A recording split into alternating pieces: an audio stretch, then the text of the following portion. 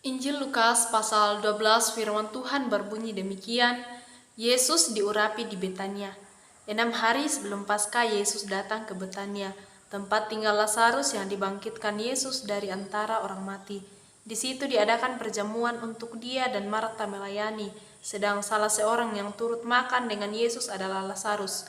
Maka Maria mengambil setengah kati minyak narwastu murni yang mahal harganya, lalu meminyaki kaki Yesus dan menyekanya dengan rambutnya, dan bau minyak semerbak di seluruh rumah itu. Tetapi Yudas Iskariot, seorang dari murid-murid Yesus yang akan segera menyerahkan dia, berkata, "Mengapa minyak narwastu ini tidak dijual 300 dinar dan uangnya diberikan kepada orang-orang miskin?" Hal itu dikatakannya bukan karena ia memperlihatkan nasib orang-orang miskin, melainkan karena ia adalah seorang pencuri. Ia sering mengambil uang yang disimpan dalam kas yang dipegangnya. Maka kata Yesus, "Biarkanlah dia melakukan hal ini mengingat hari penguburanku. Karena orang-orang miskin selalu ada pada kamu, tetapi aku tidak akan selalu ada pada kamu." Sejumlah besar orang Yahudi mendengar bahwa Yesus ada di sana, dan mereka datang bukan hanya karena Yesus, melainkan juga untuk melihat Lazarus yang telah dibangkitkannya dari antara orang mati. Lalu imam-imam kepala bermufakat untuk membunuh Lazarus juga, sebab karena dia banyak orang Yahudi meninggalkan mereka dan percaya kepada Yesus.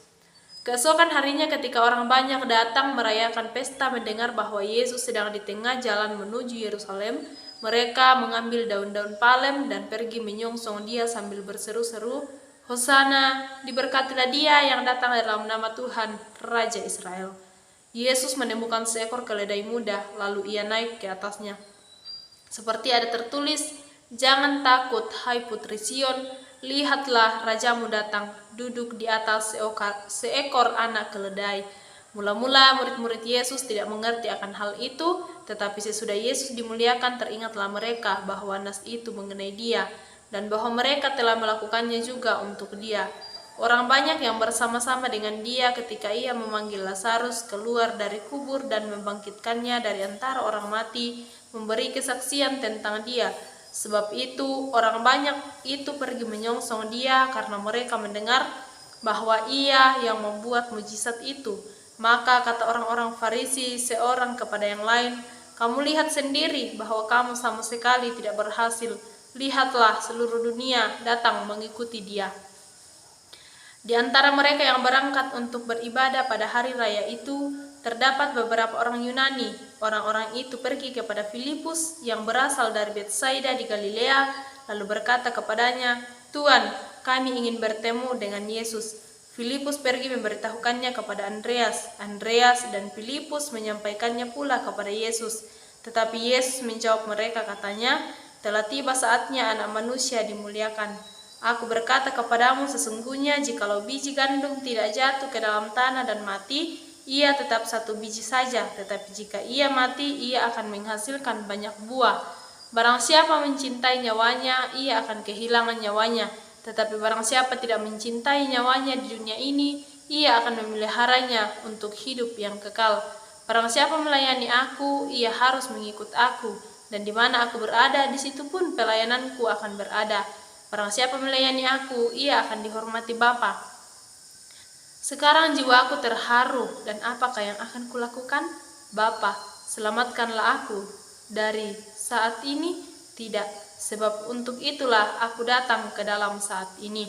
"Bapa, muliakanlah namamu." Maka terdengarlah suara dari surga, "Aku telah memuliakannya dan aku akan memuliakannya lagi." Orang banyak yang berdiri di situ dan mendengarkannya berkata bahwa itu bunyi guntur. Ada pula yang berkata, "Seorang malaikat telah berbicara dengan dia." Jawab Yesus, "Suara itu telah terdengar bukan oleh karena aku, melainkan oleh karena kamu. Sekarang berlangsung penghakiman atas dunia ini. Sekarang juga penguasa dunia ini akan dilemparkan keluar.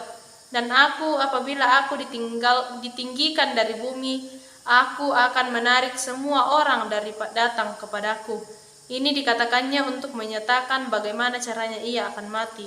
Lalu jawab orang banyak itu, "Kami telah mendengar dari hukum Taurat bahwa Mesias tetap hidup selama-lamanya.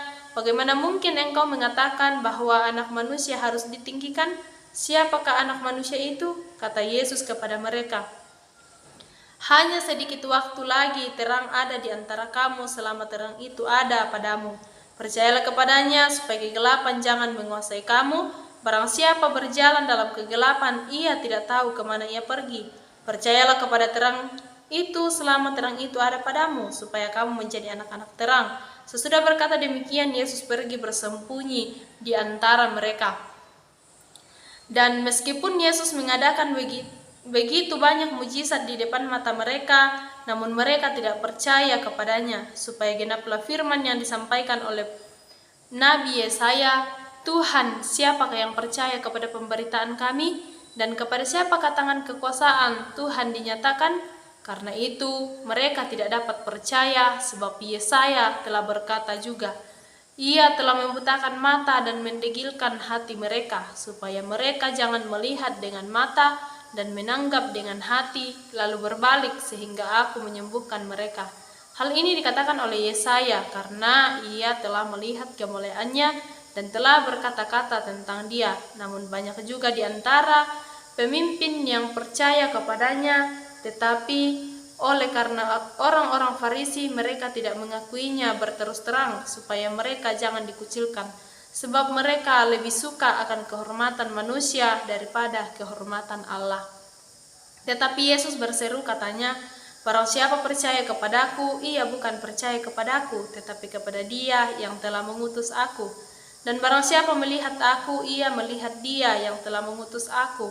Aku telah datang ke dalam dunia sebagai terang, supaya setiap orang yang percaya kepadaku jangan tinggal di dalam kegelapan. Dan jikalau seorang mendengar perkataanku tetapi tidak melakukannya, aku tidak menjadi hakimnya. Sebab aku datang bukan untuk menghakimi dunia, melainkan untuk menyelamatkannya.